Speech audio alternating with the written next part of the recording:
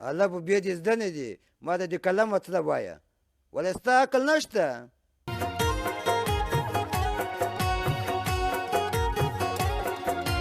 بلال الو الو مولوي صاحب جوړ په خیر السلام علیکم ورحمت الله وبرکاته وعلیکم سلام خیر حاجي صاحب طبیعتونه ښه دي مولوي صاحب خیر په خیر الحمد خیرات خپل حال وایه خوشاله اوسې جار قلم جار غیرت جار زرمتیان مولوي صاحب موضوع څه دی دا موضوع ده چې زه د قلم په زور د همدغه قلم ده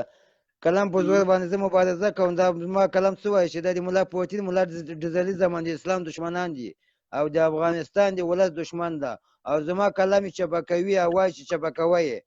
ته څه وایي په دې کې دا ستا قلم به زمونږ ته ونه وایي کله غږېدلی و دا ستا قلم مونږ ته خو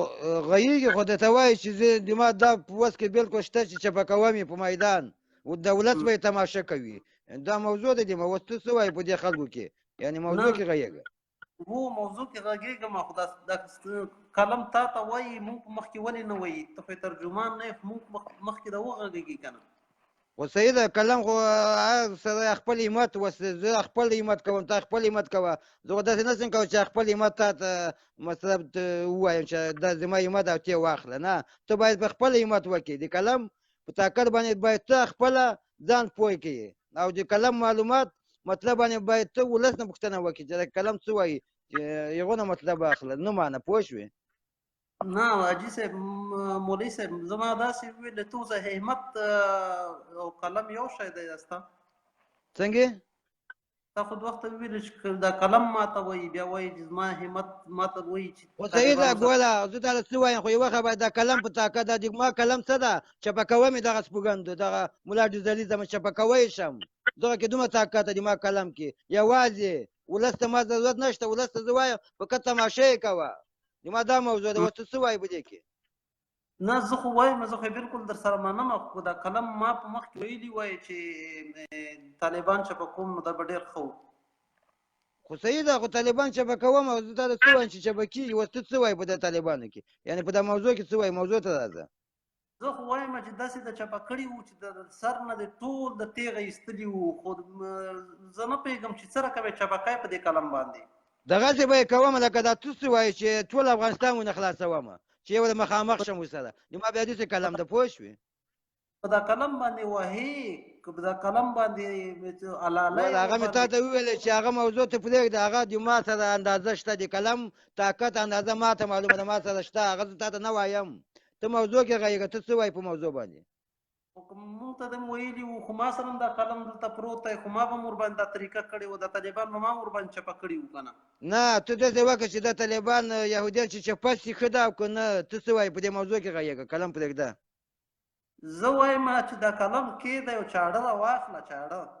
او دا سرونه ورنه غوڅ کړه دا قلم پرې د قلم باندې دومره کار نه کېږي یو چاړه پیدا کړه یو سرټوک نه دی غټ سرټوک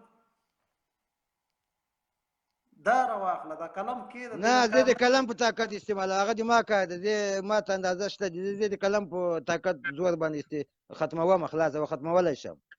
د ستا قلم کې ډېر زور دی که چاړه کې ډېر زور دی هغه ما ته اندازه شته هغه تا ته اندازه نه لګي خو یو تا ته وایي چې ته موضوع کې غږېږه په موضوع کې زه وایم که نه چې د قلم کې دومره زور نشته دی چاړه راواخله ته نشته پوه شوې ته بیا سلام علیکم هغه تا په خولو باندې نشته پوه شوې هغه ستا په خولو باندې قلم باندې هله په بیا دې زده نه دي د قلم په مطلب زه تا ته ووایم صحیح شوه زه تا ته ټلیفونان کوم خلک دي د قلم مطلب ما ته ووایه د قلم مطلب ما تا ته وایم ولې دغه جنه دې ختموم نه خلاص تلیفون به دې قطع شي اتې لګیا اوسه دغه هېوادوالو سره د قلم مطلب تا ته ووایم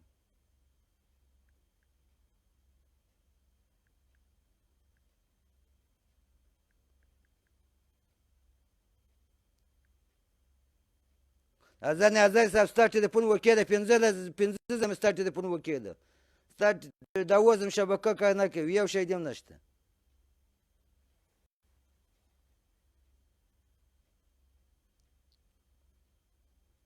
نازی صاحب ستا ټلیفون بیا نه چلیږي مشکلات ښه زه بل د ټلیفون کوم